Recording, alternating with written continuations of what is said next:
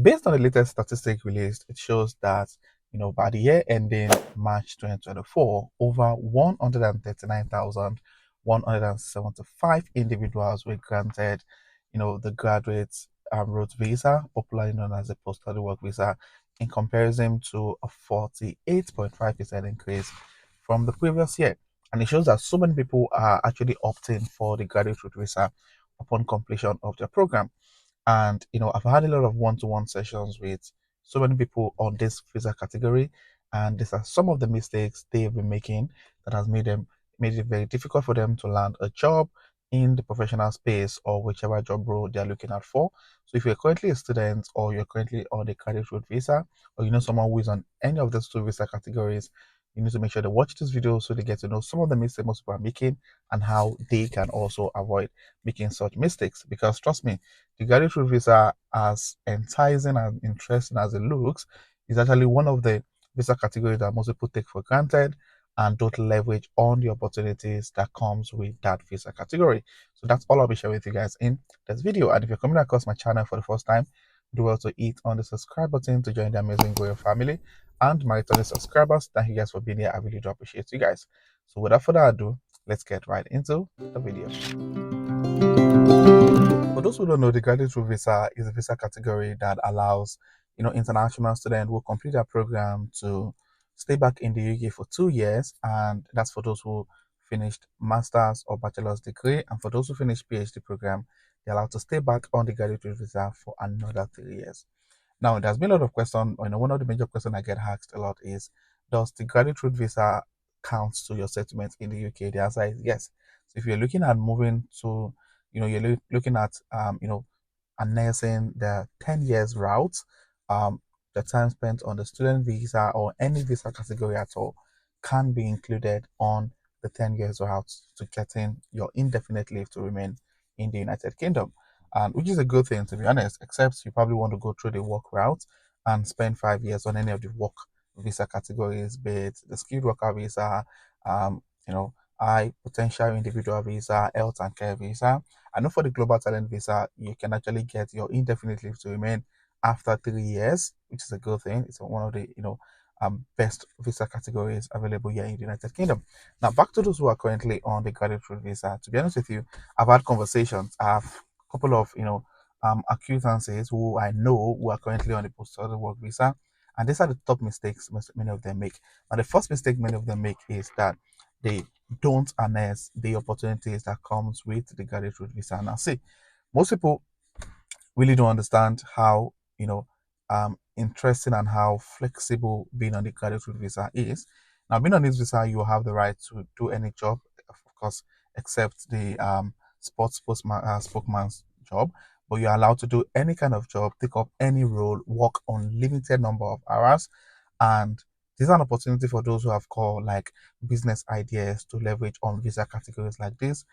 Think of a business to do, create a business account, try to, aside from take up contract roles, like to try to create something, build something that can allow you to, even if you don't get professional jobs, you can actually leverage on other visa categories like the global talent visa, or other visa categories that allows you to, or probably the innovator founder visa, whereby you can prove to the home office that you have this business idea.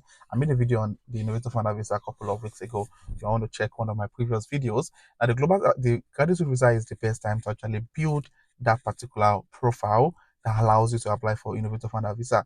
And for those who know, innovator founder visa, you don't even need to get a job. You just need to have a business that is scalable and that has the potential of providing jobs for people later. And quite a number of people were able to get their rights to stay and live in the UK through this particular visa category.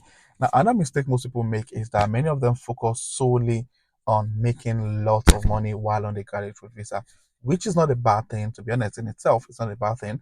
However, what is the point working? I know someone who works like 6 days a week, 6.5 days a week, making lots of money, obviously, and 3 months to the end of his program, 3 months to the end of the graduate visa, he then started running elter skelter trying to get a professional job. I know one person that contacted me and said, "Hey Dan, I'd like to train with you to become a data analyst. However, I have just 2 months left on my graduate route visa, is it possible to get a job before the end of the 2 months?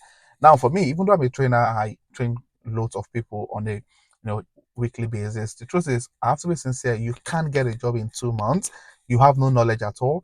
It's probably going to take us another 6 weeks to 8 weeks to train you to get the technical skills to becoming a data analyst or whichever tech role you want to get into. And you're looking at getting a job within that same 2 weeks. The question is, what have you been doing in the last 2 years while you're on the post-study work visa? So the post-study work visa is not just a time to make money; it's a time to upskill.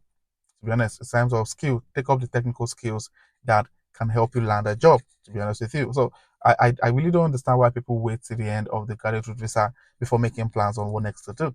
Now, aside from you staying back in the UK or getting a job in the UK, if you're looking at moving to other countries, this is the best time to do that. I know someone who wants to get the US visit visa, and he waited until it was about 3 months to the end of his post-study visa to apply. Of course, he got denied because you're applying for a visit visa to the US, and your current visa is about to expire in few months. It's going to raise a red flag because they're probably going to think you're planning to abscond or leave the UK to the US illegally. So nobody's going to give you that kind of visa. So why not apply for that visa early enough into your post-study work visa when you still have 2 years? At least with that, they know that, oh, you have 2 years already still on your graduate route visa, and they're probably going to give you the visa. I know two people that got the US visa just last month in June 2024, and they are currently on the post-study work visa, but of course they have like month before the expiry of that graduate visa. So I think most people on the post-study work visa are not really making too much plan as quick as possible. So if you just got your post-study work visa, that is not the time for you to start picking 7 day shifts. It's a time for you to upskill and make adequate plans for your next move. Another mistake I see most people on the post-study work visa are making is many of them are trying to resort into going back to school if they're unable to get a professional job or a skilled worker visa upon completion of the graduate route visa. And I think I don't know. I made a video some time ago about what is happening in the education sector in the UK at the moment. The tuition fee are ridiculous, and I was making a research with someone a couple of days ago. He's currently on the post-study work visa. I think he has about a month left. Not a month. He has about 4 months left. Yeah, 4 months left. So we're trying to like see if we can still get any university. I really don't know what he has been doing all this while, but we're trying to get any university that he can get into the September intake. Many of them are closed at the moment. So what we're trying to do now is to probably get the general intake and hope that he'll be able to get his CAS, that's the confirmation of acceptance for studies, early enough before the current visa expires, so he can apply for a new visa before this visa expires. I think this visa is going to expire sometime in December, so this is just a way to like quickly apply for the visa before the current one expires. And the tuition fee for most universities at the moment, guys, it's absolutely ridiculous. Honestly, we saw one of 30 something thousand pounds. So even if you have 30 something thousand pounds, I personally would never advise anyone to apply for a student visa or to apply to be a master's program, second master program for that matter, and pay 30 something thousand pounds. That's ridiculous and unreasonable. So yeah, most people are really, really not making plans. So if going back to school is your second resort, see, except you have the money anyway, which even if you have the money, it's not advisable to make such financial commitments. But anyway, yeah. And also there are so many other things that you can actually leverage on while still on a post-study work visa. As I said, try and upskill. If you don't want to upskill, try and build up a business while on the open a business account, start, implementing some of your business idea. Even if it's just you yourself alone, you build up the idea until you start, seeing how scalable the business is and leverage on other visa categories in the UK that you can actually use to get, a right to live and work in the United Kingdom. I hope that helps you. If you're currently the visa or the graduate visa category, or you know someone who is, and you have any question, please state in the comment section. And if you find this video resourceful, informative, or insightful, please click on the like button. And also, if you're coming across my channel for the first time, please do hit the subscribe button to join the amazing growing family. And my returning subscribers, thank you guys for being here. I really do appreciate you guys. So this will be the end of this video, and I'll see you guys in my next video. Thank you.